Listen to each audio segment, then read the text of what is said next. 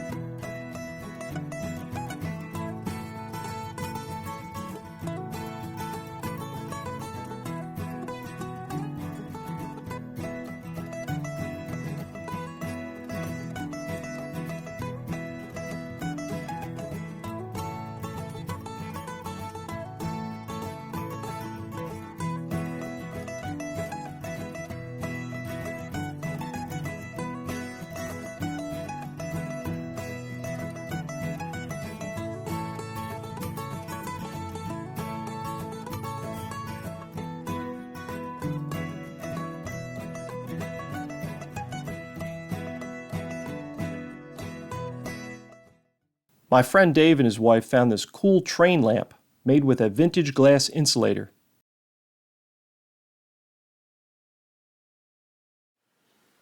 Alright, let me give you a better look at what I brought home. I've been looking for one of these for a while. This is called a Machinist vise, or a toolmaker's vise. So the benefit of this is, if you put this on the platen on your drill press, it's square this way, but it's also machined square that way and that way. I can't find any maker's marks on this. The only thing I found was right there. Can you see it? So I don't know if Hank was the owner, or the owner and also the maker. Because this has the look of being shop made to me. You let me know what you think in the comments.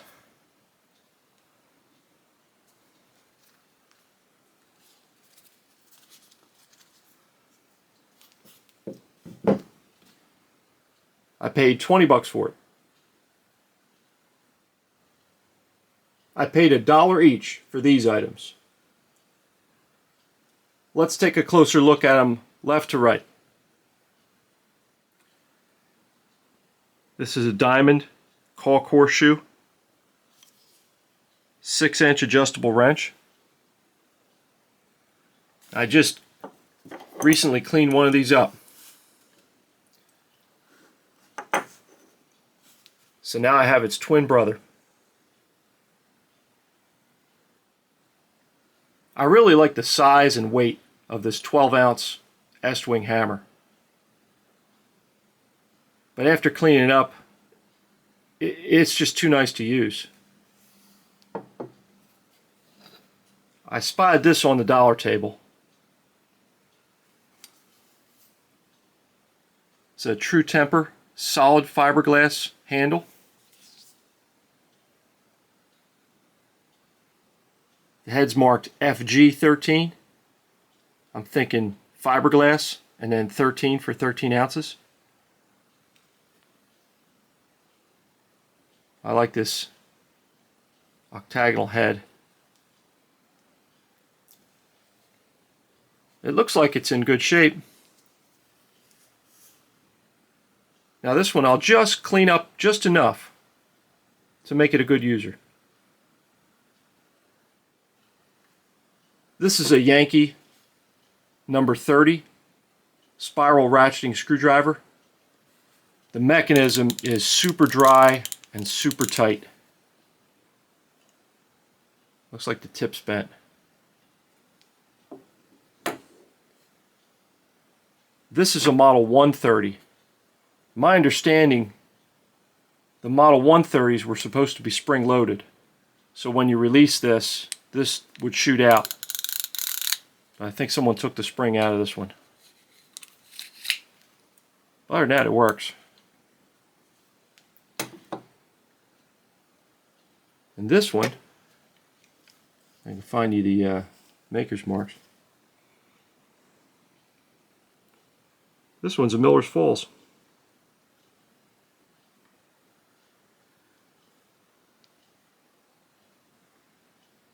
How about that? And this one also isn't spring loaded. You know what? It might be with a really weak spring. I'm not sure. No, I don't think there's a spring in there.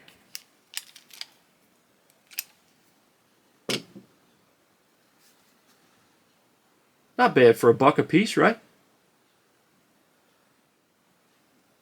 The vendor was asking $12 for this thing. I got her down to $7.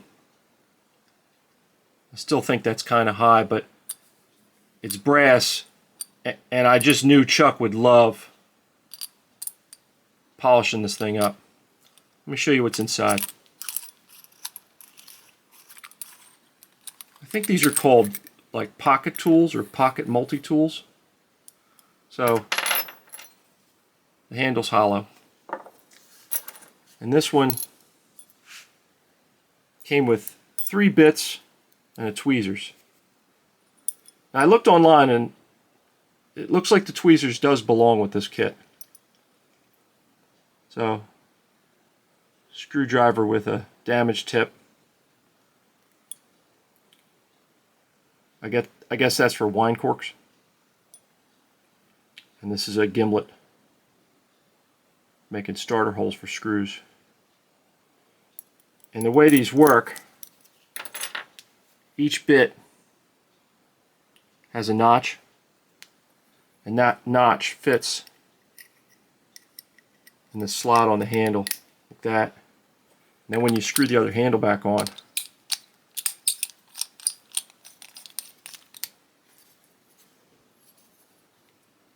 turns it into a tool.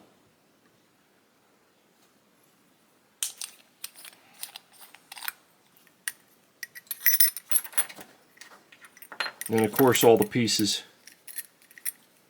fit inside to make it easy to carry in your pocket.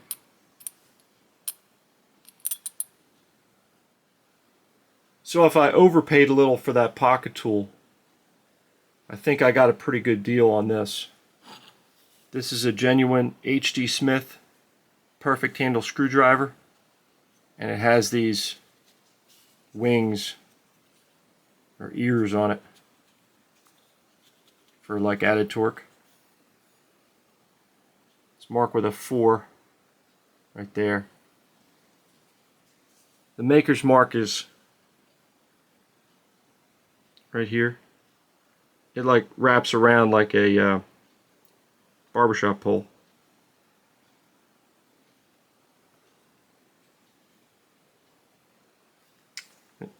Of course, it's bent. And the wood scales are less than stellar. But I think $3 was a good price. I met up with my buddy Brian at the show, and he gave me these to add to my screw-holding screwdriver collection. They all have this spring-loaded screw starter design. This one's marked Blue Point. There's a part number. These are the first ones like this with plastic handles that I've seen. Same tip design.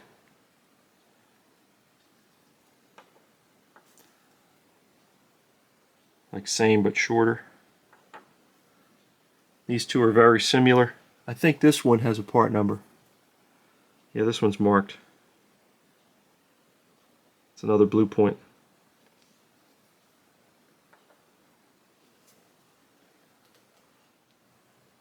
Just in case you haven't seen one of these in action before,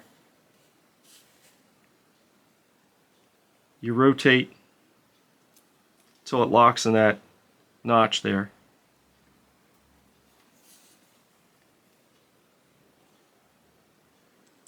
You take your screw and you press it in.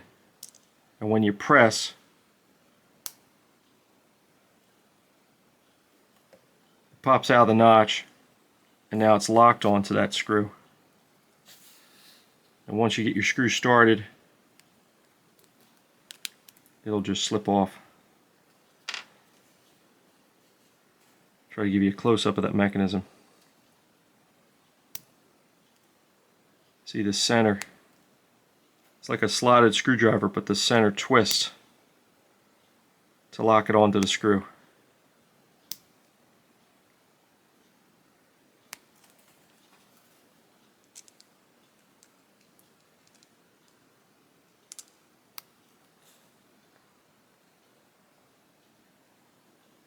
Pretty neat, right? I also met up with my friend Dave and his wife. Dave is an avid wood turner. And this is a brass mallet kit from PSI Woodworking.